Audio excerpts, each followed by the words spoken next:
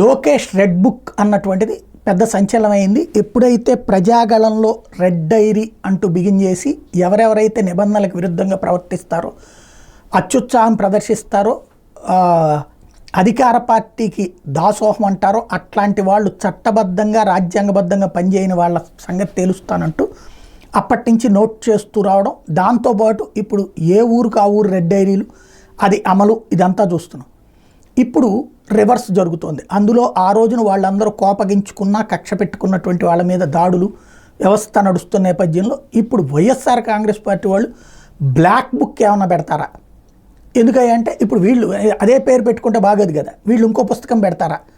ఎందుకంటే ఇప్పుడు చట్టం తన పని తాను చేస్తే గొడవ లేదు. ఎవరైనా తప్పు చేసిన వాళ్ళని చట్ట ప్రకారం శిక్షించడంలో తప్పేం లేదు. కానీ చట్ట విరుద్ధంగా దాడులు, విధ్వంసాలు ఇట్లాంటివి జరిగితే, అట్లాగే అధికారులు చట్టబద్ధంగా పనిచేస్తే ప్రాబ్లం లేదు, చట్ట విరుద్ధంగా అధికార పార్టీలకు అనుగుణంగా పనిచేస్తే ఇప్పుడు జగన్ హయాంలో వాళ్ళు ఇబ్బందులు ఎదుర్కొంటున్నారు కదా. అంతకుముందు చంద్రబాబు హయాంలో వాళ్ళల్లో ఒక 4-5 అధికారులు గట్టిగా ఇబ్బంది ఎదుర్కొన్నారు. కానీ ఇప్పుడు వందలాది మంది ఎదుర్కొంటున్నారు. వాళ్ళని మీదన అక్కడ డిపార్ట్మెంట్లో పట్టు కోసం మిగతా వాళ్ళు రెచ్చగొట్టి చేపిస్తున్నారు. ఇవి ఇప్పుడు వీళ్ళు నోట్ చేయడం ప్రారంభించుకుంటున్నారు.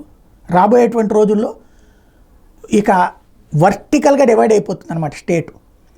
వైసీపీ మనుషులు, చంద్రబాబు మనుషులు, లేదా తెలుగుదేశం మనుషులు, చంద్రబాబు మనుషులు లేదా జగన్ మనుషులు, అధికార యంత్రాంగాలతో సహా. ఇది రాష్ట్రానికి ప్రయోజనమా నష్టమా అన్నది ఆలోచించుకోవాల్సింది.